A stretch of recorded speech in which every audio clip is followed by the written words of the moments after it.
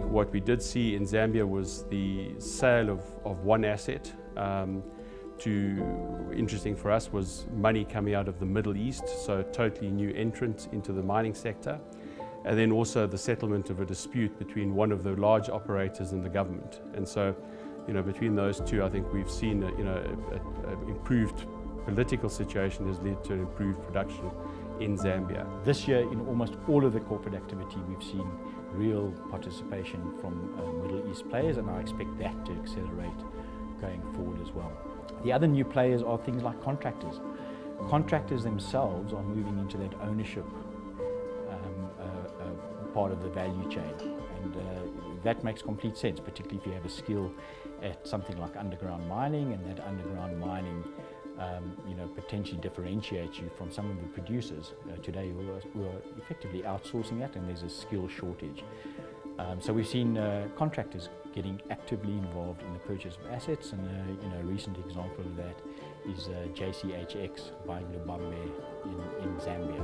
I think those banks that are physically present in these markets are going to have a differentiated product. What we did see was also the sale of Botswana's first copper mine last year, and that was sold to one of the large Chinese SOEs that we haven't seen any investment activity from for a number of years. And we will obviously watch that process closely as the asset is transferred and those operators take control of it. I think what we also saw last year was a lot of exploration happening, both in both Zambia, DRC, but then of interest to ourselves was both in Namibia and Angola, and again continued in exploration and development in Botswana as well.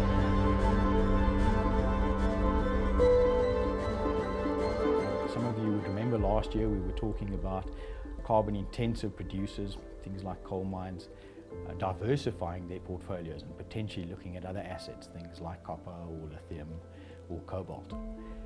And we've certainly seen that, but in addition to that we've seen some other changes.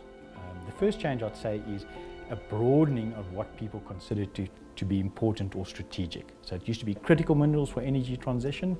Today many people are talking about strategic minerals, and therefore you include things that help develop infrastructure, so things like iron ore, aluminium and such likes. And so there's definitely a diversification of product range of what companies and countries feel are critical to the development of their economies. Our Chinese clients have shown significant interest, especially in the West African gold region, both for operational and greenfields developing assets. So the market is getting crowded. In addition to that, you're getting the Chinese having returned. Minmetals haven't done a trade in the international market for many, many years, and suddenly we see them participate and effectively win the bid for the assets, the Khoemacau assets in Botswana. So real change in terms of active participants looking at these assets, and that's changed valuation expectations. And so when we've been involved in these processes, we've seen very divergent valuation metrics that people are using.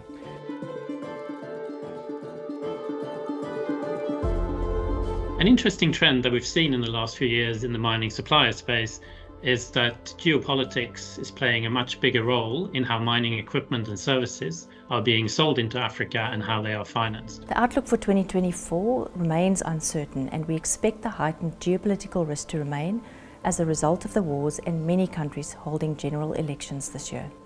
Across the continent, almost every country, we're seeing increased complexity of the regulatory environment. And that, I suppose, if one looks at these governments, they're struggling a little from a stability a finance perspective, and that puts pressure on them to put in new rules around taxation, keeping certain parts of sales proceeds in country. All of this trying to encourage the local domestic economy. The regulatory landscape across the continent is becoming increasingly complex, especially in countries where the mining sector provides a stable inflow of foreign currency. Because of our on-the-ground presence and experience, we can provide support and appropriate advice that sets us apart from many of our competitors. We understand commodities and support our clients through the cycle.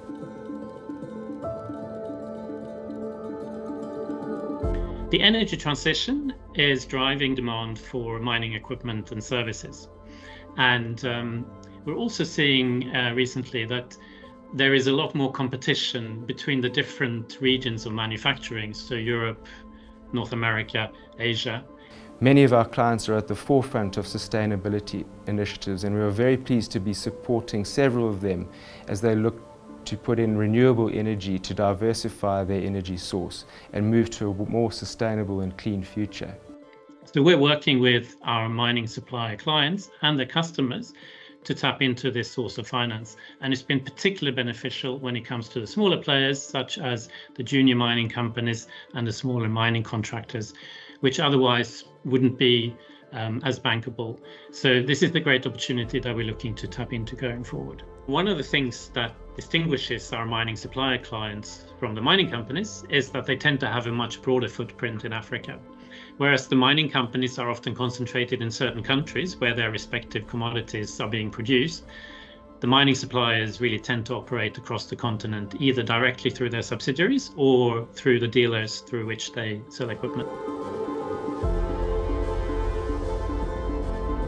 What this means is I think they really appreciate the fact that Standard Bank has got such a strong footprint in Africa across 20 countries.